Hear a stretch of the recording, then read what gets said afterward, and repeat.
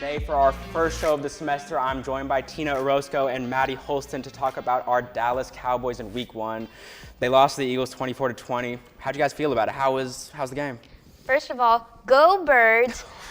I'm sorry, go Birds. Get off the show. I will say I was expecting more of a beatdown from the Eagles, but I'm pleasantly surprised that the Cowboys performed as well as they did Week 1.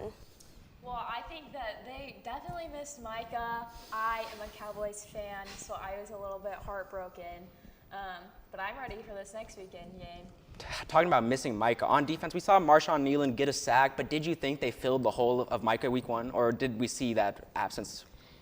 I think if we look at what Micah did for the Packers, you might be like, sure, we missed out on that. But then again, how consistent was Micah Parsons for the Cowboys? And it's kind of half and half if he would have done that for the Cowboys Week 1. That's true, especially with the injury stuff he was going through Week 1. Yes, and he was gone for so much of the offseason, so. Absolutely.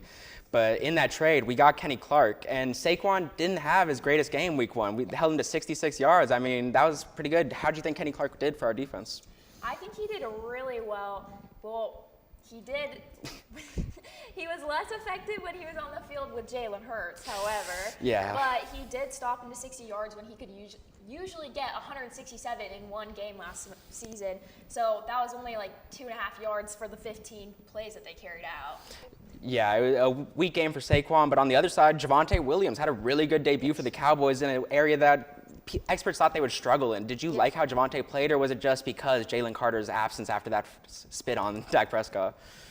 Well, I think that he played well. However, they were missing players on the Eagles defense. So if we compare, like, what if all the players were there, how would he have performed? Again, Javonte Williams has so much confidence under his coaching staff, but I think it's going to come down to consistency for the rest of the year with past injuries like in 2022. So he's still kind of figuring that out, and so I guess for the rest of the season, we'll see if that potential will still grow within the rest of the season. Absolutely. He's had a lot of injury problems, but if he's injured, do you guys think Jaden Blue on the roster, a rookie we have, do you think he could step up and fill that hole, or do you think Javonte's our only hope in the rushing game this year? I think he does have potential to come back in. I know several of the coaches have stated, of course, they have confidence in their backups as well because he's so injury prone. So putting in some new guys in there, better for the future of the Cowboys too. So. Yeah, I agree. Having new hope for the Cowboys really gets the fan base going too. So maybe they'll start doing a little bit better. Yeah, we saw that new hope with Jaden Blue, but old hope, we saw a great game from Dak Prescott. He was back to form. Do you guys think that he's going to have, because he's had some up and down years recently, Right. Do you think this will be back to MVP Dak maybe, or still some inconsistency this year? I think this Week 1, he was throwing bullets. He looked so great, so healthy. Of course, with the slip-ups from CD, of course it's Week 1. He had a good game, but not a great game. So hopefully next week it'll be better, that dynamic between them. But Dak Prescott, I have confidence it's going to fulfill for the rest of the season. We'll see how the record will turn out with Dak Prescott. Yeah, the CD drops were pretty rough that game, but the final thing we have to talk about that game is Brian Schottenheimer's debut as coach. There was a lot of talk about his hire in the offseason, but how did you guys feel he coached the game in the debut? Well, I think that he was making a couple plays that were maybe not the best. CD did have Butterfingers many times. He dropped 2 catches in the fourth quarter, and that really lost the game for the Cowboys.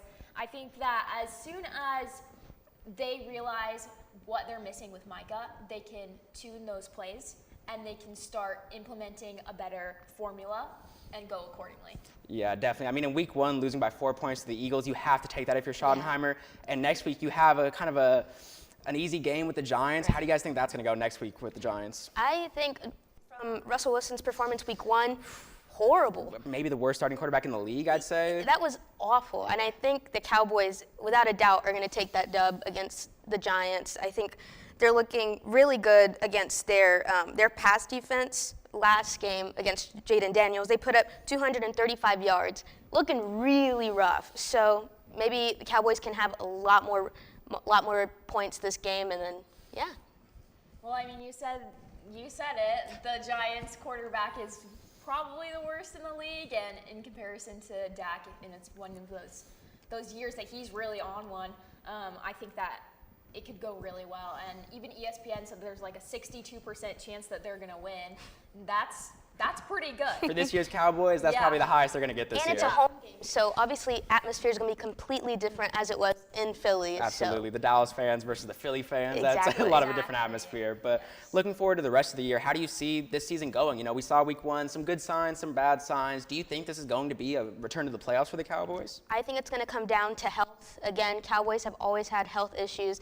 Dak, mostly, but I think it's going to come down to that. I see the Cowboys going 8-9. Not horrible, but it just depends maybe on the later half of the season how they'll face. I am hopeful, as one can be as a fan. I think that Dak's going to do great. They just need to really critique those plays that they're missing with Micah and learn how to fill the void that he left. I definitely agree, and I think that this next stretch of games is going to be a good chance for them to fill that void because you have the Bears, you have the Jets, you have the Panthers. A lot of weak teams where if these players like Marshawn Nealon or Sam Williams are going to make an impact, it's going to be in those games. But speaking about that, Micah Hull for the rest of the season, who do you guys see stepping up? Do you think one of our edge rushers will step up, or do you think we'll always see that Hull? I feel like for this season at least, we will have a hole until we see the new round of draft picks next season come through. I think that it's going to be a changing time for sure, and they just have to hone in on the players that they do have, and especially CD with those catches. Because I mean, he's getting paid like $136 million and he's not catching the ball. Like, what are we doing? Yeah. I also think it's going to come up to the coaching as well. It was a really unusual game, week 1, the Spitgate thing, the 65-minute delay, that obviously messes up the momentum. But for his first game, I think he did pretty well, and I think that'll show out for the rest of it, and that obviously kind of impacts the rest of his team. O-line and D-line. Completely agree. A name I haven't been mentioned in filling the hole for Micah has to be Donovan Ezaraku, our rookie pick this year, our second-round pick. I think he has a lot of talent, and I could see him filling that hole. Right. But like you said, CeeDee Lamb in week 1 dropping 4 passes. If that's why you lose the game, I think you take that every single time because that is not going to happen every week. That is that is a one-off in my opinion. But this week we saw another injury for the Cowboys. We saw Deron Bland is going to miss some time in an already shallow quarter room. How do you guys think our passing defense is going to fare for the rest of the season? I'm guessing against Giants, I don't think it's going to make a huge difference. But then again, you never know. See who fills in for the rest of the season. So. Yeah, but we'll just have to see next week when we play the Giants. After the break, we will be talking about UNT football. Join me after this breaks. Are you tired of seeing the same old city? You want to learn something and go overseas? Then study abroad with one of many UNT Study Abroad programs. You can find the Study Abroad office right here at Markey Hall, room 145. My study abroad program left on me a great impression. We have a lot of different programs and it varies. We have faculty-led, affiliate, and exchange programs. When you're ready to leave for your study abroad program from UNT, you're going to go through pre-departure orientation and modules so that you are prepared. The power to turn the world into your classroom is right here at UNT with our study abroad programs. Take flight and take in charge of your education.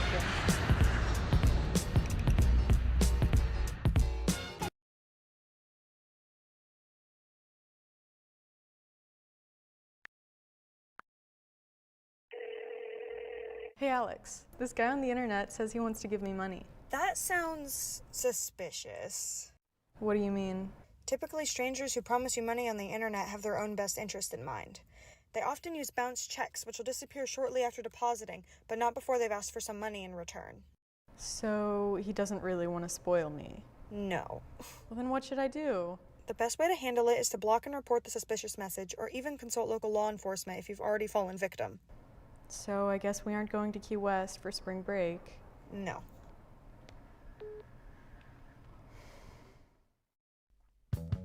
Are you looking for a fun club with travel opportunities? Dive into the UNT Swim Club.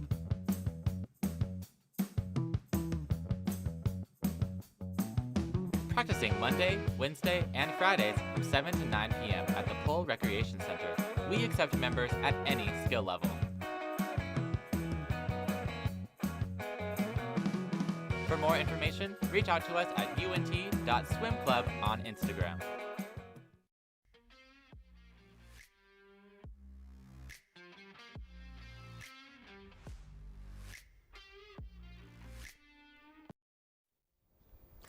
Welcome back to SportsZone. For this block, I will be joined by Haley Stum and Christian Bursich. How are you guys doing? You guys excited? Feeling good. Excited to go into the sellout DATCO game, which is looking a little rough on the ticket sale side of actually selling it out. But yeah, super pumped for this week. Yeah, how about you, Christian? Oh yeah, I'm feeling good. I'm a little disappointed in our team. I thought after that week 1 game that our defense looked great. Not so much after week 2, but feeling good still. Let's talk about that. We played Western Michigan, went to overtime with them, 33-30. It was a close game and a game that a lot of people thought we would win by a lot more. What did you guys see in that game? I think as a fan and as now an analyst of the game, I took a big question mark and stamped it next to the score. Obviously, it's not a good look when you shut out a team and then you give up 30 to Western Michigan in Kalamazoo. I feel like the city name is a testament to the opponent. But in their last final 4 drives, they only allowed 6 yards to the Broncos. In the final 2, they actually only allowed -4. So again, I think the defense was a question mark coming into the season. I think some people thought that we had it figured out, and now we're just all kind of confused as a mean green flagship on what the true meaning of this defense is. Definitely. Christian, did those last drives give you faith in this defense, or did the beginning of the game make you pause on this defense? It gave me faith, but it showed me that this team has definitely some growing to do. I feel like this team, like the leaders got to their players and said, guys, we're about to lose this game. We need to get it together. But if we want to be a serious contender in this American Conference, we have to play serious all 4 quarters, not just when we might lose in the end of the game. And that's something that I took from this game. Like, we clearly have the ability, but it seemed like they were given half effort. They weren't getting it done the first 3. Absolutely. I mean, the first ever game we've won when trailing every single quarter, every single minute of the game, that's just not something you want to see. That is low effort for sure. But talking about the offense, a side of the field that everyone has confidence in, Drew Messmaker looked good again. The running game looked really good. Who was your guys' player of the game on offense? It's definitely Mackenzie McGill, and I think why is because there was virtually no ground game in that 51-point performance against Lamar, which I think is a huge testament to how good our passing offense continues to be from recent years. But the fact that he ran for over 100 yards, he was the guy to get it done when it mattered most, which obviously that's the thing that matters. I think he's the guy that stands out and hopefully will be a big player against Washington State. Yeah, despite that offensive explosion week 1, the running game was kind of suspect, but Mackenzie McGill definitely dissuades my concerns about it this week. How about you? Who's your player of the game? I'm going to say Ethan Wolowski. I mean, he was constantly behind the line of scrimmage, disrupting the run game, and that's something I highlight him because looking forward, that's something that this team needs to work on is the run game. It was great this week, but the teams that we're facing in the coming weeks, they're big run-first teams. So if we want to have a chance to win these games, then we got to focus big on the run and getting behind the line of scrimmage. Like Wolowski was in this game, that's something we need to focus on going forward. Yeah, 2 TFLs was great, and Western Michigan definitely was one of those teams that's going to pound the rock. I mean, 30 carries for Buckley, that was just absurd stuff. But they also had an edge rusher get 2.5 sacks. Did the offensive line concern you guys at all this game, pass blocking-wise? I don't think so. I think that's proven by how Messmaker did in the game. I'm not really concerned on that end. I'm more concerned about the ground game for sure. You're going against a Power 4 or Power 5, however you want to consider whatever it, the new term in is the eyes these of days. Pac-12 fans.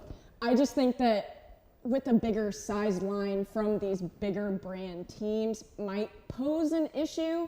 But in terms of their performance thus far, I don't think it was an issue. I think Washington State, their run game is going to be a really interesting test because we saw in week 1 against Idaho, they really struggled. They had 6 rushing yards against Idaho, an FCS team. That is one of the worst rushing performances you can have. But then San Diego State, they blow them out of the water, and their running attack was really, really dangerous. Do you think that we're going to see more of week 1 or week 2 against us? Well, what's interesting about the San Diego State game is, yes, they scored 36 points, but the scoring was spread out. It's not like they had a half to where they exploded, and then they're like, okay, let's throw the number 2 guys in the second half.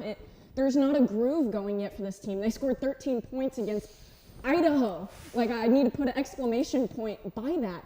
And actually, the offensive lineman for the Cougars, Christian Hellborn, said in the press conference for this week, we need to pick it up. There's not a lot of confidence in that squad. They have a new head coach who is coming from South Dakota State, very reputable FCS program that's very offensive skill heavy, but he hasn't played FBS ball. Offenses are different, as you know. And Absolutely. I think this will be a good test for them, but I don't think that their performance against San Diego State was something that really gained momentum for them on that side of the ball. That's fair. How about you, Christian? How do you think they're going to do against us? Yeah, I agree. And going back to Messenmaker, I think that the line has been has held up great, and it's just a matter of decision making. This young quarterback, he likes to sit behind the line and look around the field. He needs to make, as soon as he sees an open receiver, he needs to throw the ball. The line isn't the problem; it's how long he takes behind it. And Washington State isn't going to be Western Michigan and Lamar. He's not going to have time to make the best decision. He's going to have to throw the ball whenever he sees someone open. And that's something that this team, it's growing pains. We're a young team, so that's to be expected. But if we want to win against Washington State, like she said, a Power 5, Power 4, debatably team, we're going to have to really get the offense going and quickly. We can't take our time in this game.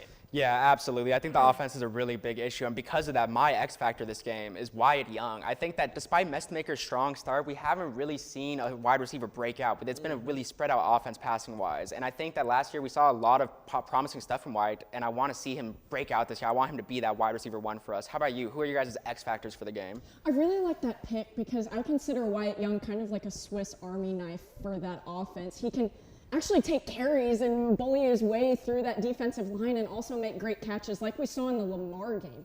I don't know if a lot of people just really pointed out what Wyatt was doing in that game. There was a lot of contested catches. There was a lot of athletic catches, and especially against a more physical opponent in a, again, questionable Power 4, Power 5, we're not sure. It's the Pac-3 right now. He's going to be really crucial in terms of competing with those balls. I actually kind of had an easier pick, and I just said Drew Messenmaker.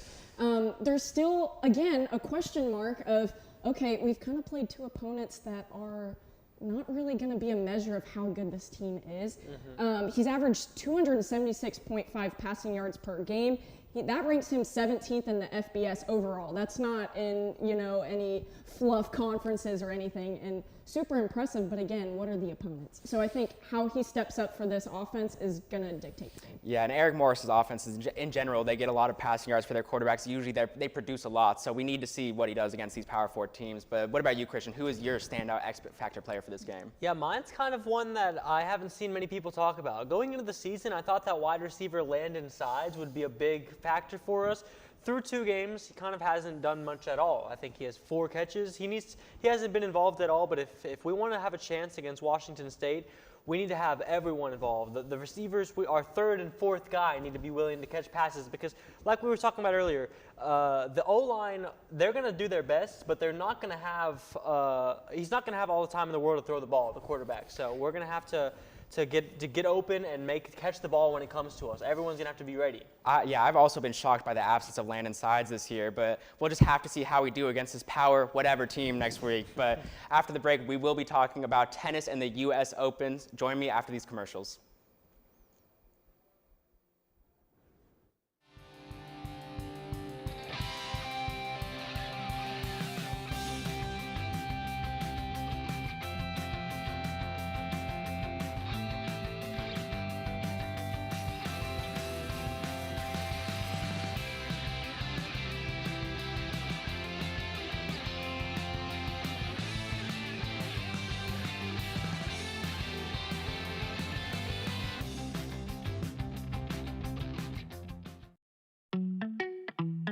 Craving something fresh, flavorful, and made just for you? Look no further than Avesta, your go-to destination for a delicious, full-service dining experience. Dive into our customizable omelets, expertly crafted by our talented cook Jonathan, who guarantees every bite is perfection. All our dishes are handmade, prepared with only the freshest ingredients. Explore our assembly line where you can choose from any of our globally inspired dishes, or customize your plate. It's that easy. And let's not forget dessert. Indulge your sweet tooth with treats from Clark Bakery. With convenient payment methods including card or flex, it's the perfect dining spot for any occasion. Quench your thirst with our wide selection of drinks. Just hand your drinking card to our friendly waiter, and they'll bring your beverage of choice right to your table. When you're done savoring every last bite, our attentive staff will whisk away your tray. Enjoy the peaceful ambiance as you dine in, or use our takeout option for a meal on the go. Avesta. Looking to open a free checking or savings account but don't know where to start? Check out DebtQ Credit Union right here on campus. Get your Mean Green debit card instantly or apply for a DATQ Visa credit card today. Your school, your card. Plus, make deposits at their 24/7 ATM, checks or cash whenever you need it. Make sure to sign up for DATQ's online banking platform and mobile app for easy access anytime, anywhere. Visit them at www.datq.org to learn more. DATQ, the official financial institution of UNT Athletics.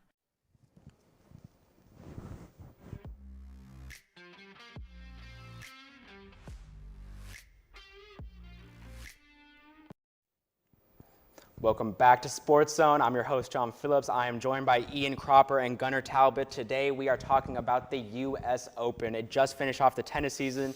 We saw some good games. Carlos Alcaraz, a dominant win to finish off a dominant season for Sinner and Alcaraz. This has been one of the greatest years we've seen in modern tennis. How do you guys take that? Well, I think Carlos he's starting to ascend in different conversations of, is this one of the greatest talents we've ever seen? He's starting to get the wins. He had one of the most dominant opens ever. He just broke the record for the least amount of break points faced ever, a record previously held by Roger Federer. He had a dominant win. He's now won 4 Grand Slams this year. And most of the matches, he was winning 3 sets. They weren't even taking him all the way. It was a dominant win. Absolutely. Ian? I'd like to add that he is winning these tournaments at an insane rate.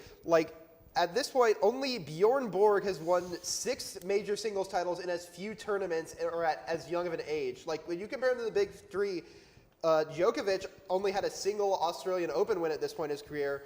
Rafael Nadal was the only one who matched this pace, but he was still a few months older when he got his 6th win.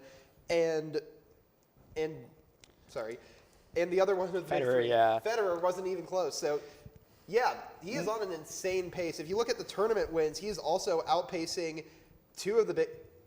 he's outpacing one of the big 3. I believe it is Nadal that is just a little bit behind. Yeah. It is kind of crazy. He's Ian's age. He's 22 years old. He could be on NTTV. Yes, and he's 47. I am older than him. He is 47-2 in his last 49 matches. It's just absurd. Yeah, Rafael Nadal is really the only one who can match his slams. But we got to talk about Jannik Sinner a little bit too. He's won 2 Grand Slams this year. He has been the 1B to his 1A. Do you guys think that is going to continue to be the dynamic, or do you think Carlos Alcaraz is going to kind of ascend as the one by himself? Well, I do think Alcaraz has established himself as the clear number 1 in the world, but when number 1 is Alcaraz, number 2 ain't half bad, and Jannik Sinner is still doing insanely well. I did find this interesting. He's the youngest player in the Open era to reach all 4 Grand Slam finals, and he's the 4th person to accomplish that feat at any age. So he is doing insanely well. He's insanely hot, but if he is hot, then Alcaraz is just he's flaming. He's the sun. It is. I hope this rivalry continues. It is starting to get a little crazy. It's now what? He's 10-5. Alcaraz is 10-5 against Sinner. He's pulling away a little bit. Crazy. But Sinner, he's coming off back-to-back U.S. Open wins before just losing. He also won 2 Grand Slams this year. He's thoroughly the second or 1A or 1B best player in the world right now. And the fact that him and Alcaraz are having this rivalry is just great for the sport. It gets more eyes to tennis, and it's more people like us talking about the U.S. Open. It's just all on good. Absolutely. And speaking of great rivalries, anytime tennis rivalries get brought up, you have to compare it to the OG, the big 3. How do you guys think Alcaraz and Sinner compare to the Djokovic, Nadal, Federer trio? Do you think the talent level is on?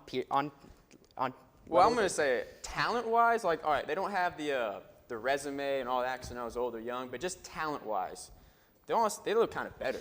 Just speed, agility, power. You saw Alcaraz was hitting 135-mile-per-hour serves. It's I'm not saying they're going to be as good. I'm not saying all this. There's a difference between the greatest and the best. Absolutely. And take it to basketball. There's players in the 80s who are better than players or greater than players now, but they're just more athletic and younger.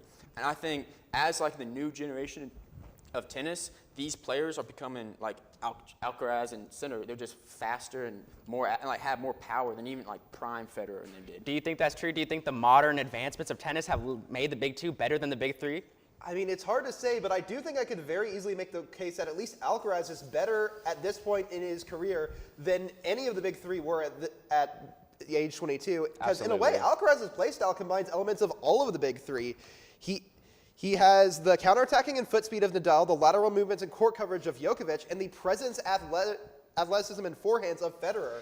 He is truly a generational talent, and I do think if he can maintain the longevity the big three had, he will be better than him than all of them by the end of his career. I think you could say you would build him in a lab if you were building a tennis player. He exactly. is the peak of a tennis player. But in this area, are there any other tennis players on the fringe that aren't these top two that you could see getting a slam once in a while, breaking into that dominance? I mean, there could always be someone who like gets a slam, wins, but I don't really see like anyone really competing with him. Because like even like Novak, right? Just made the semifinals as a 38-year-old. It's still really impressive. You could see he's still better than probably 99, 98% of the tennis players out there. Absolutely. But he just looked in a different league when he faced Carlos. Like, look, it was kind of sad because mentally it looked like he knew what Carlos wanted to do, but his body couldn't keep up with it. And by what, the third, fourth set, that thing was basically all the way over. Yeah, he was completely drained. But do you think there's anyone that can keep up with their talent level?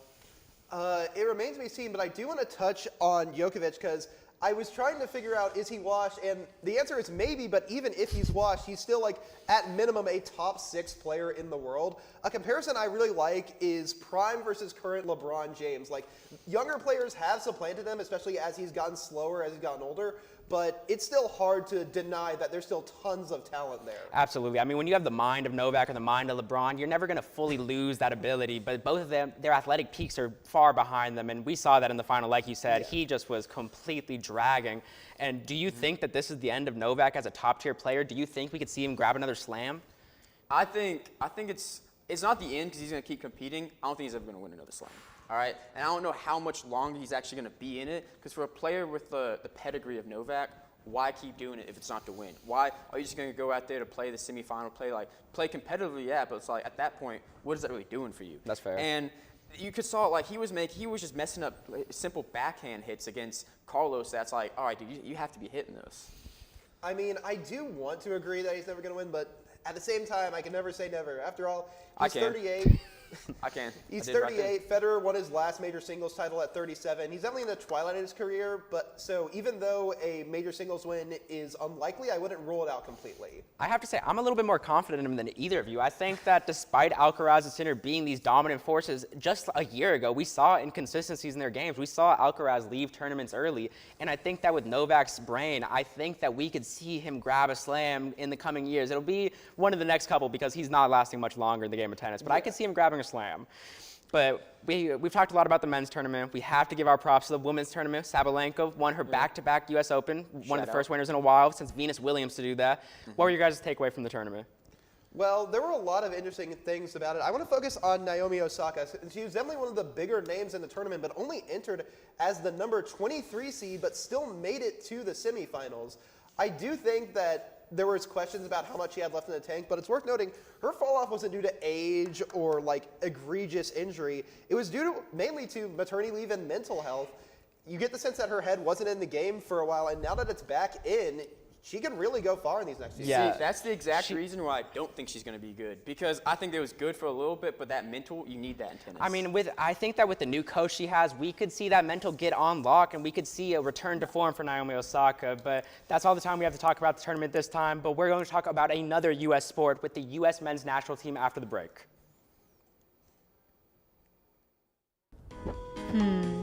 I wonder what's on the radio today. I don't know about this. This is not it. Everything alternative, commercial free. 88.1 Indy. Here at KNTU, we have two traditional stations, 88.1 Indy and KNTU Jazz. We've also recently launched an internet radio station called Mean Green Hits. If you want to hear more, you can check us out at MediaNorthTexas.com. That was pretty good. Haunting in the depths of NTTV studios. Something special is brewing just for you.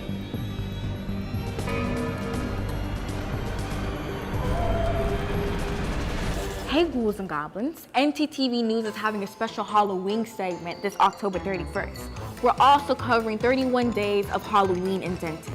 You don't want to miss it. It's going to be spooktacular. Has this ever happened to you? My bike! My bike is gone! Stolen bikes are an epidemic sweeping college campuses across America. What am I supposed to do? It's quite simple. The We Mean Green Fund has partnered with the UNT Police Department to offer free bike locks to any UNT student with a bike. Just show up with your bike in tow and ask. Now I'll never lose my bike ever again. Enough worrying. Get your bike lock today. I use Flex to buy my favorite snacks. I use Flex to get me through my mornings. I use Flex at my favorite campus restaurants. I love how Flex is a cashless payment method and can be used at all campus dining venues. So, how do you use Flex?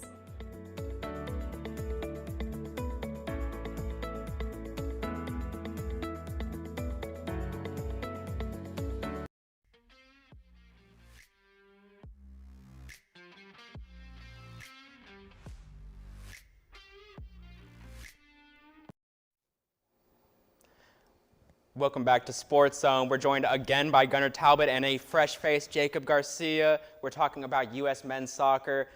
Up and down international window, 2-0 loss to South Korea, 2-0 win against Japan. Let's start with the negatives. South Korea, how did you guys feel about that game? Overall, the back line for the U.S. just looked sloppy. They allowed so many through passes, so many chances. The first goal was just a beautiful through pass. Not much Matt Freese could have done there. However, the second goal, he would have committed a penalty had they not played advantage, which ended up being a goal anyway. On the attacking side of things, Pulisic, he had some good looks, created some good chances. However, overall, it was just messy and can't win a soccer game like that. And yeah, definitely not great. But and with a game like that, sorry to cut you off, but with a game like that, we had more possession, we had more passing, we were kind of have the game in control. We just couldn't finish. Like we had chances. We had I think 17 shots or something in that game, something crazy like that. And they was like, we need to get more. We need our strikers need to be more clinical.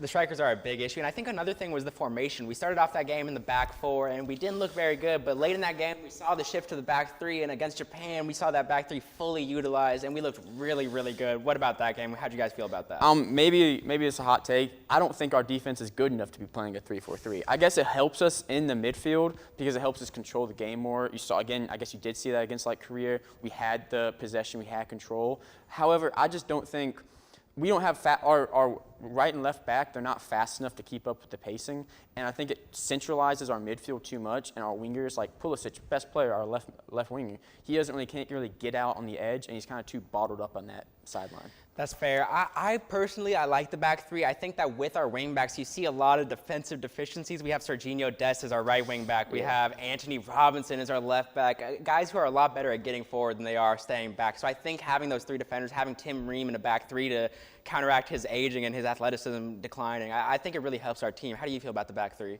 I think the back three, switching in kind of like he said in that 3-4-3 formation, it feels like he said, like they have trouble keeping up with the pace. You know, even against Japan, which was a 2-0 victory, Japan had 6 shots on target that Matt Freese had to save. You know what I mean?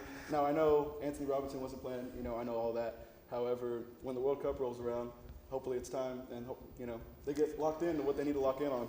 I definitely agree. But overall, they have a lot of things to clean up. The World Cup's 8 months away. They have time.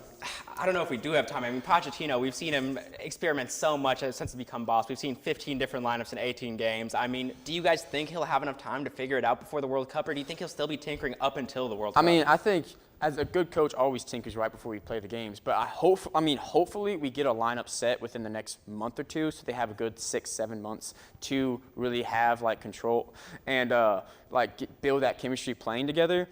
And I do trust Pochettino, like he did it at PSG. He was one of the most successful coaches at Tottenham. Chelsea, he was a little bit iffy, but he was still a solid coach. So it's not that I don't trust Pochettino. It's more that the players we have may not fit to the system he's trying to fit around. Kind of like we said with 3-4-3, this is something that worked, and he saw worked, and a victory over Japan.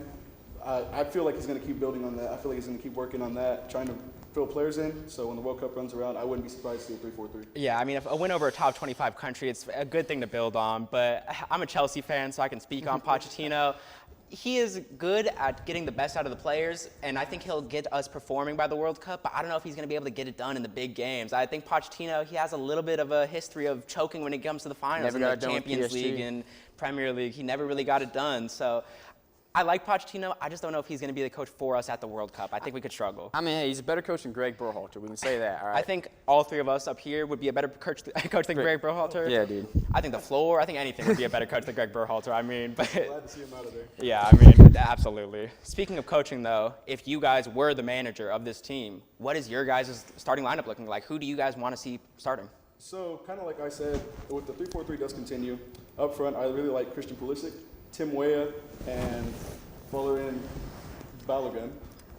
He scored a goal in this game against Japan, the second one. It was a good through pass by Pulisic.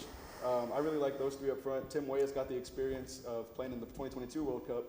However, we're going to see how that goes faring. We have a lot of pressure on us. They're coming to our home, really, so we'll see how that goes. And Christian Pulisic, I mean, I can go on and on forever about Christian Pulisic. So. Yeah, Pulisic is just amazing. But the striker area where you have Balogun, that is our biggest issue. And I want to see, who do you have starting at striker? Do you have him winning the battle as well? Okay, that 3-4-3 nonsense, forget about it, right? We're playing 4-3-3. We got a young team. We're 4-3-3 attacking, all right? We got 2 CDMs, 1 cam. Starting in goalkeeper, Matt Freese, 6 saves. He's won the job. Everyone has right? Matt Freese in goal. We got Sergio Dest on the right, Tim Ream, Chris Richards, Robinson, all of them. That's our defense. I want 4 in the back. I want them pushing up a lot, but I want 4 in the back so we have a stable defense. Because I don't think our defense is fast enough to play 3 at the back, right? Go to the midfield. We got McKinney, Diego Luna, Tyler Adams, kind of our midfield every game. They're our best players. Tyler Adams always somehow puts in like a 7 out of 10 performance. He's just good. And then we get Pulisic on our left, right? Best player we have on the team. This formation will get him space on the left. He can do his thing. He can cut in, kick it with his right. He can set up good attacking plays for Tim Weah on our right because he's fast too. Guess what? We have a young team. They're all fast. And then we got Balogun on the striker. I have him winning the battle. I haven't really seen anything from him. Maybe Sargent, just because he's always kind of been consistent for us. But the thing with Sargent is Balogun's younger, so he's more potential. Yeah, the striker battle, there's a lot of guys who are kind of just potential. We have Balogun, we have Ricardo Pepi. We have a lot of guys who we need to see figure it out before we get to the World Cup. But talking about that defense, you had the 2 center backs. I'm sure we both have Ream and Richards as well. But who do you have in that 3rd center back slot if they do go with the back 3? I have Anthony Robinson. I believe that, again, coming from 2022 experience, he has a lot to build on. I know he was coming off an injury, so that's why he's not in the lineup right now. But by the time that the World Cup rolls around again, I think he'll be ready to roll, and I think he's going to solidify a spot in this group. And kind of going off what you said as well with Matt Freese in the goal, I thought the battle was going to go to Matt Turner. However, recently, the way Matt Freese has been playing, I think it's his to lose now. Battle of the Mats. Battle of the Mats. And so I'm really excited to see where he goes from here. Poch is obviously very high on him. He came out publicly and said that he's high on Matt Freese. And so I believe that the battle is his to lose. Hey. I think the defense can. I have to agree. For center back, I have a different 3rd center back. I think we should have Mark McKenzie. He moved to Toulouse recently. He's playing in a top 5 league in Europe, and I think that experience is going to be really valuable when going up against the top forwards in the world at the World Cup. But looking at left back, obviously Anthony Robinson's going to start. But I want to talk about some players that might make the bench, that might make the roster, but you guys think could make an impact. And my guy has to be Max Arsfin from Columbus Crew. He is a left wing back. He's played a lot under Poch. Poch has really trusted him in the Gold Cup and now in these friendlies. And he's really delivered. He had an assist against Japan, and he's really impressed me. But how about you guys? Who do you want to see make the roster? So someone that I'm very high on, and I know with recent stuff that's been going on, with Dortmund and everything, I'm really high on Gio Reyna. Transferring, got a new club. He's only 22 years old. He's got plenty of time. I believe that it can be a career resurgence for him. He'll actually see the field. When he was injured in Dortmund, when he came back, those players had started to progress. You know what I mean? And he obviously stayed the same. He's rehabbing his injury. However, I'm very high on him. I would like to see him make the cut, and we'll see how this goes with his new club, but I'm very excited. As long as his dad, Claudio, doesn't get involved, I think he'll be good at Mönchengladbach. But how about you? Who is your I kind of briefly mentioned him. Josh Sargent, right? He has 30 appearances for the team. He's got 6 goals, 2 assists in those. It's not the craziest numbers, but he is a little bit older than all the young. I mean, he's only 25, but he's a little bit older. But hey, I'm just excited the World Cup's in America. This is our time. I'm so excited. Right? I've been waiting for it my since whole before life. our whole lives. But I think we will all be going, and I'm so excited for it. But after the break, we will be talking about some international basketball with Eurobasket after these commercials. There's no harm in wanting to have fun while in college, but it's easy to lose track of how much you've had. Apps like Drink Control and Alkadroit can help keep track of your consumption and blood alcohol levels. If you or someone else does drink too much, the signs of alcohol poisoning are as follows: pale skin, vomiting, confusion, low body temperatures, irregular breathing, blacking out, and is hard to wake up or cannot be woken up. Dude, are you okay? Hey, what's wrong? Wake up. It's an exciting time of year, but it's important to be responsible. If you suspect someone is suffering from alcohol poisoning, get help immediately. You will not get in trouble for seeking help if you are underage. For more info and resources, go to UNT's Division of Student Affairs. Are you tired of seeing the same old city? You want to learn something and go overseas? Then study abroad with one of many UNT Study Abroad programs. You can find a Study Abroad office right here at Markey Hall, room 145. My study abroad program left on me a great impression. We have a lot of different programs and it varies. We have faculty-led, affiliate, and exchange programs. When you're ready to leave for your study abroad program from UNT, you're gonna go through pre-departure orientation and modules so that you are prepared. The power to turn the world into your classroom is right here at UNT with our study abroad programs. Take flight and take in charge of your education.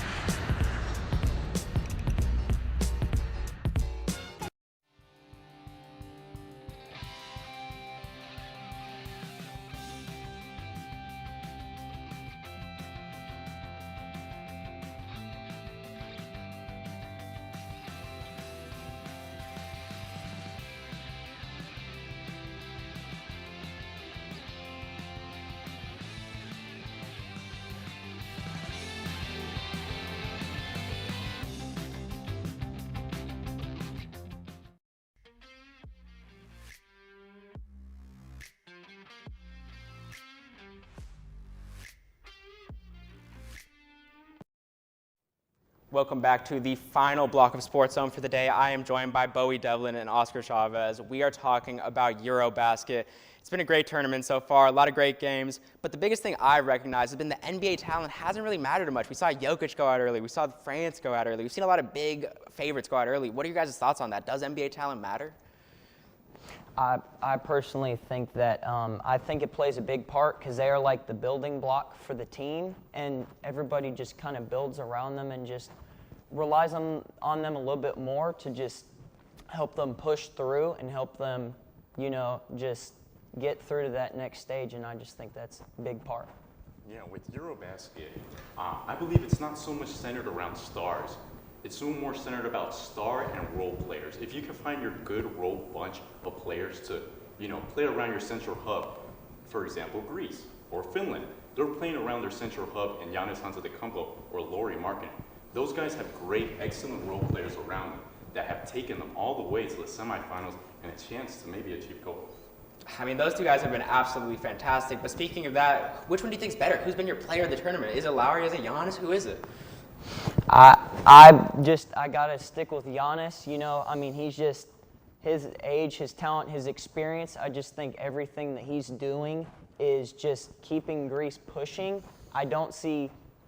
Everyone, there's a lot of people that are really close, but I just see Giannis just sticking at that #1 spot. That's fair. What about you, Oscar? Well, I think it's important to mention, John, that before he was eliminated, Luka was having one of the best tournaments of all time. Absolutely. Averaging one of the highest scoring games, 34 points per game in Eurobasket. And he had the most assists in points per game in Eurobasket. And it looks like his defense got a whole lot better. Skinny Luka is something to look out for the Lakers. But he's done so I got Lauri Markkanen. I mean, that Finland squad, I do think Greece is a little bit better in terms of the overall squad. So that's why I just have Finland and Lauri Markkanen just over the edge on Giannis, just because he's carrying them so much.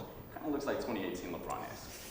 I think I have to agree. Even though Giannis, I think, has had the better individual tournament, Lowry has been carrying a team that is weaker, in my opinion. And he is someone that you say is a worse player than Giannis, I'd say, but he's been playing to that level of superstardom. And a lot of people have said if he wasn't in Utah, we'd see a lot more of him in the NBA. But, you know, if he was in a bigger market, maybe. But speaking of Lauri Markkanen, let's talk about the first match of the semifinals, Finland versus Germany. That's really where NBA talent, we'll see if it matters, because Germany is stacked with NBA talent. How do you guys see that game going? I see Germany taking this with, you know, players like Dennis Schroeder, Franz Wagner, Daniel Theis, and Isaac Bonga. I just see them overpowering them, and I see them moving on to the next round. And you mentioned the NBA players, stacked to the bunch. I have Germany taking this almost by 20 points. I mean, I love Finland, Lauri Markkanen. As I said, you're my best player in the tournament so far. But that squad at Germany is just something different. They might take gold. We'll talk about that a little bit later. But I just have them a little. I just have Germany a little over Finland, just because. Look at the stats. Number one in every team statistical category in a positive outcome. And their turnovers, they don't turn the ball over. This is a well-coached, well-put-together team that has a chance, really good chance to win. Part of those no turnovers is Dennis Schroeder. He's really, really good in the internet. People may think of him as an NBA role player, but in the international scene, he is a star. He's won a World Cup MVP, a World Cup gold medal. He is the star for Germany. He's everything but Dirk over there in Germany.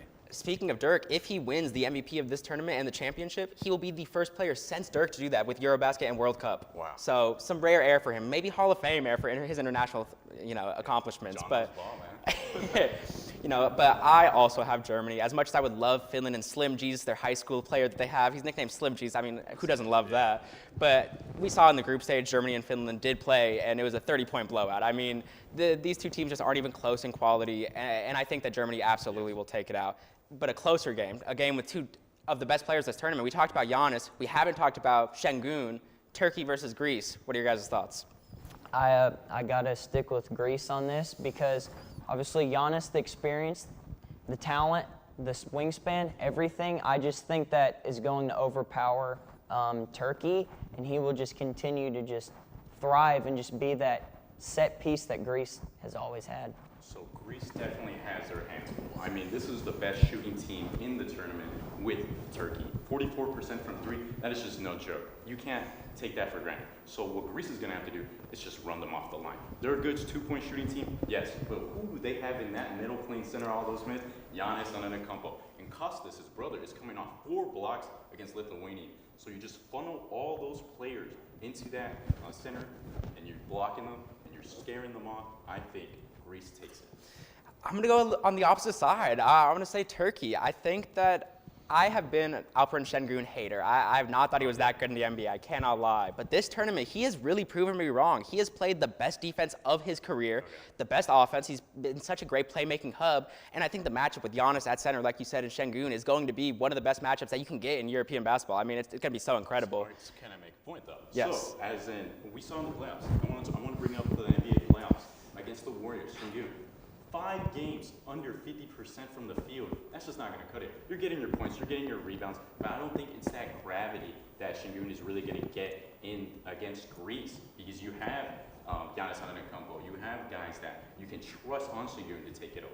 I agree, but I think you have to look, and even though the Rockets are obviously more talented than Turkey, you have to look and say, the Rockets didn't have spacing. They didn't really have three-point shooting around Şengün, which he can struggle with because he's a smaller center that doesn't really have a spacing game, so he needs shooters around him. So Turkey shooting 44%, yes, that really does help his offensive game thrive to the maximum capability.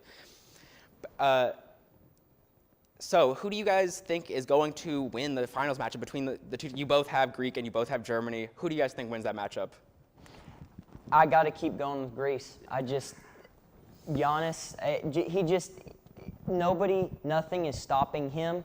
I think he's going to keep putting up those insane numbers, keep getting those blocks, and just keep being that team player that they need and they will run with.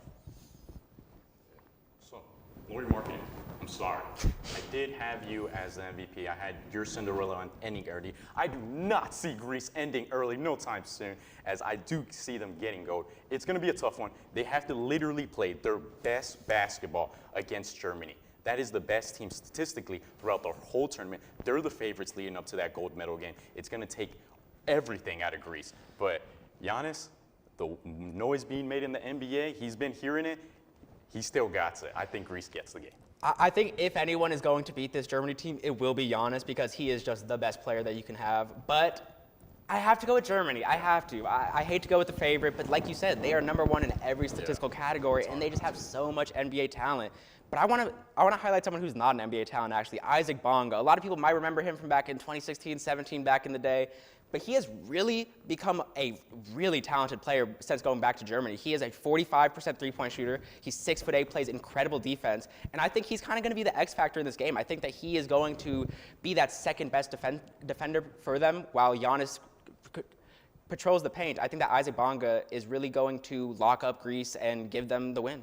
Well, with Isaac Bonga completely transforming his career, just takes whatever a player needs, really, a change of scenery, a change of team, whatever. But I think ultimately Grizz is going to take that game. I think it's going to be a really good game, and I cannot wait to watch. But this has been it for us at SportsZone today. Thank you for joining us for our first show of the semester. I'm your host, John Phillips, and I'll see you next week at 6:30 on SportsZone.